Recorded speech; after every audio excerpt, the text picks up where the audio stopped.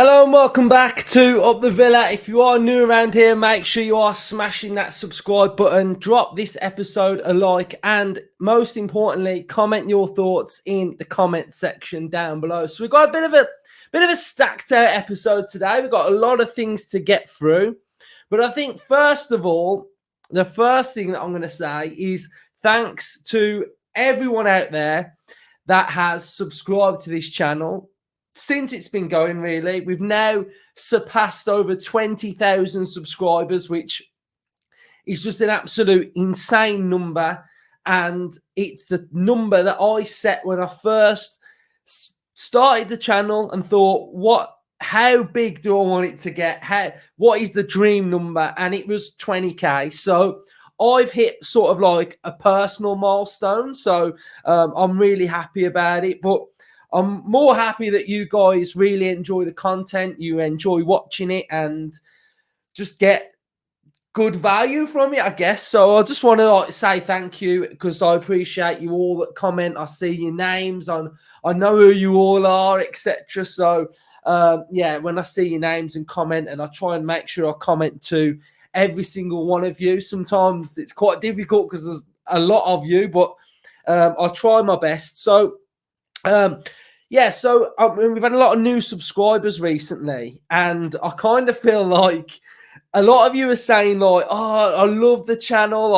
I think what you're doing is great," and I'm there thinking, like, you haven't seen us in our best yet. Do you know what I mean? Like when we're doing match previews with Ryan, Justin, and Hannah, predicted lineups, tactical debriefs, fan cams, match reactions, loads of just different content that we offer on a weekly basis. So that is all going to be there for you guys to enjoy as the season gets closer.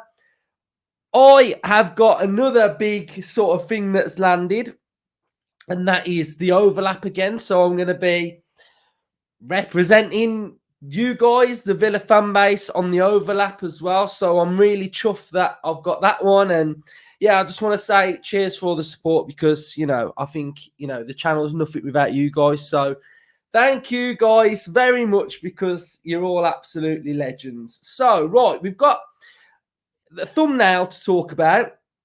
We have got the thumbnail to talk about. We're going to talk about some bigger news first. And it came in a press conference that Unai Emery did after the game. And it is very, very good news. And it's an area that you guys know I'm worried about, left centre-back. And I thought Mings was going to be November, December time. But Emery's spoken, and he said that Mings is back in training with the team next week onwards. And he said he hopes to have him back playing football in the squad, raring, ready to go come September, or in September. So September is where we can expect to see Mings in a match day squad. This is coming from Unai Emery. So massive news, because, as you know, I said I was very, very worried about Pau and his sort of position, where who's behind him, who's going to play left-sided centre-half. So with Mings being back, fit, ready, then that one is sorted on left-sided centre-half. And he's also said that he's happy with the amount of defenders that we've got, centre-backs, etc. So I think we can read into that what we can. I mean, he's not going to say he's openly looking for a centre-back. So, our managers play their cards close to their chest. And he's also said one or two could come in, but that also depends on who leaves as well. So, don't forget, we've got to make up this Premier League squad. We've got to make up the Champions League squad as well.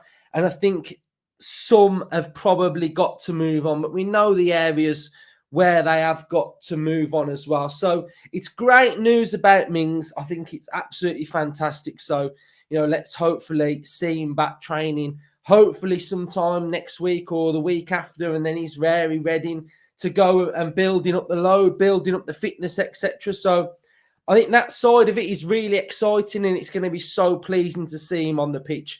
Same as Buendia, seen him on the pitch, and he was pressing really well as well this morning. I mean, it sounds weird, but yeah, this morning was when the game was. So he was pressing well. He looked good. He looked fit. He looked sharp.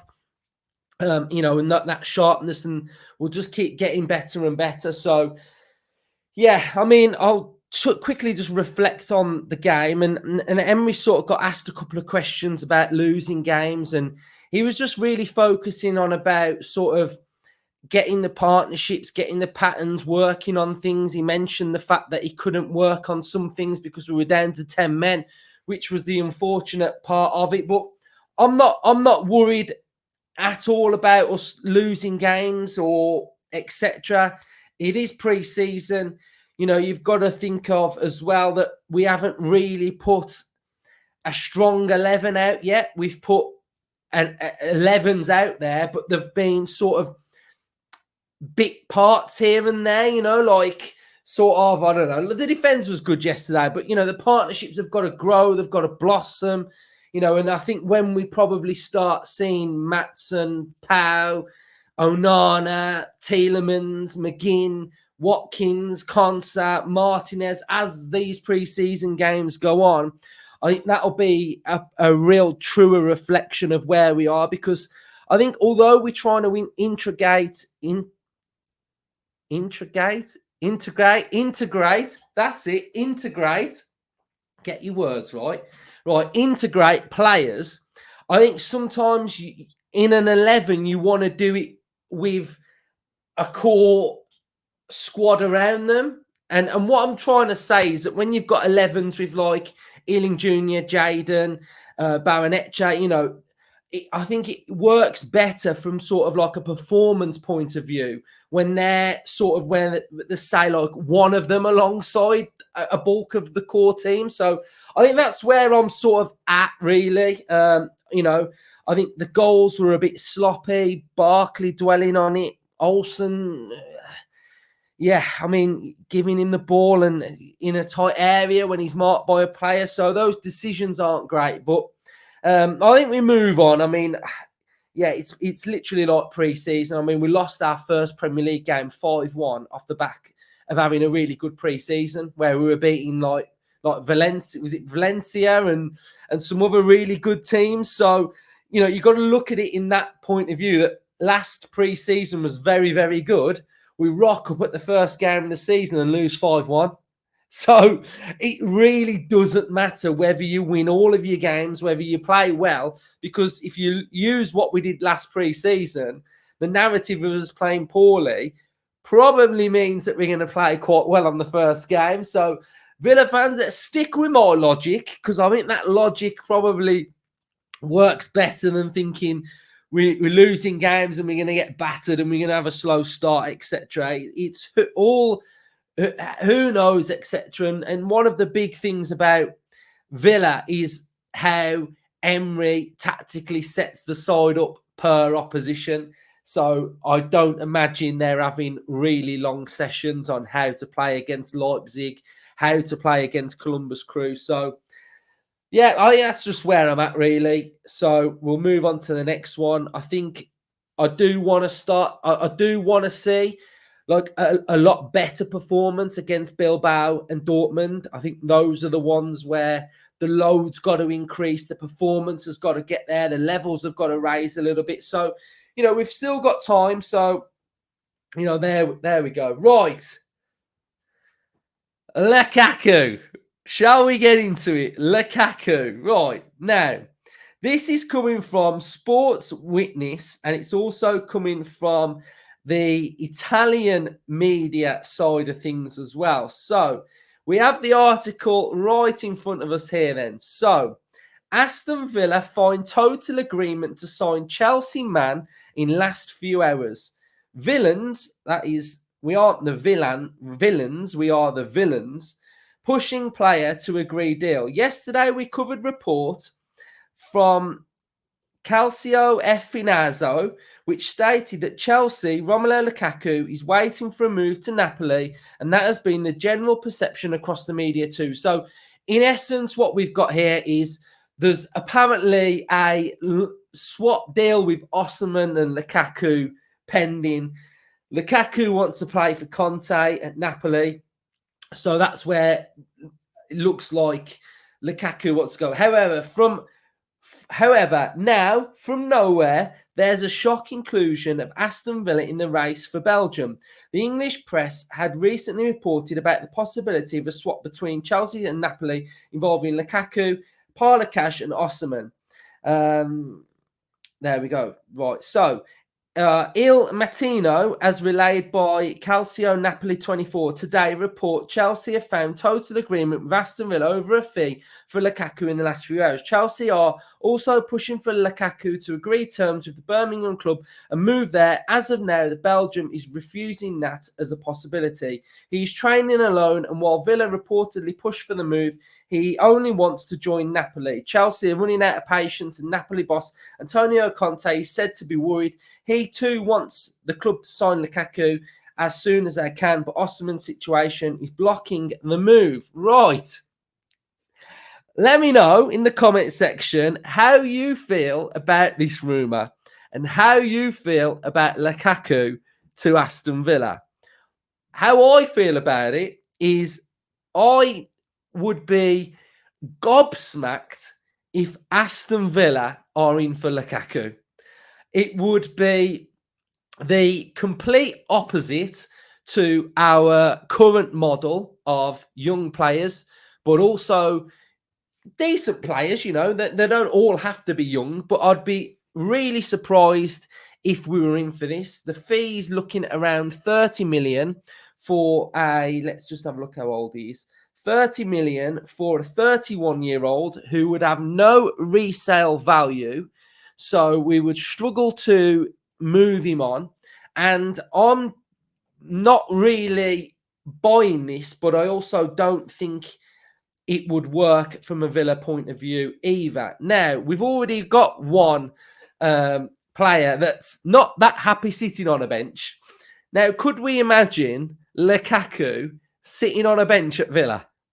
No, I can't. I just can't imagine him sat on a bench at Villa, being happy coming off the bench. I just can't see it. So I think, for me, I can't really see it. As a player point of view, what are my thoughts? No, I don't rate it. I don't rate it, Villa fans. I've got to be honest, I don't rate it. I watched him at the Euros, and I think he gets in so many good areas, but just doesn't score. That's where I'm at with him. I mean, I was just having a quick look at some of the stats that sort of back this up here. So at the Euros, he was getting off 2.8 shots per game, and he scored no goals, and he had 2 shots on target per game. So that tells me he's getting his shots off, he's getting chances, and he's not taking them. And he always seems to get in a good area and fluff it for some reason whenever I've watched him, especially at the Euros. If we have a look at him last season then. So last season he has SOFA score rating of 7.03, scored 13 goals, he's got 3 assists. So, you know, he's been a good striker. He's been at a lot of clubs. I mean, how many has he been at here? You know, we look at the clubs he's been at: Anderlecht, Chelsea, West Brom, Everton, Man United, Inter Milan, Roma, and now he looks set to be going to Napoli or potentially Villa. But looks like he loves Serie A anyway, so he's got his heart set on that. He's got his heart set on Conte. But for me, can't see it working out. I think the only striker that would come in would be probably a younger profile and someone that can learn under Emery, with the view to sort of, as the years go on, sort of like push Watkins even more. So I think that's where I'm at striker wise. And then maybe the Mateta had got something then, because if we've gone in for Lukaku, that has been sort of accepted by Chelsea but rejected by the player, then Mateta maybe makes a bit more sense. But for me, I don't think there's anything in this. I think it's a bit random. But really, I wanted to come on and just thank you guys anyway for subscribing and doing your bit. And, you know, the Mings news is pretty big. And I think calm. So about being calm in pre-season. Everybody breathe. Everybody breathe. I know it's been a long summer. We're all itching to get back, but calm is needed. Everything will fall into place. We are in very, very good hands. So, thanks everyone. Up the Villa.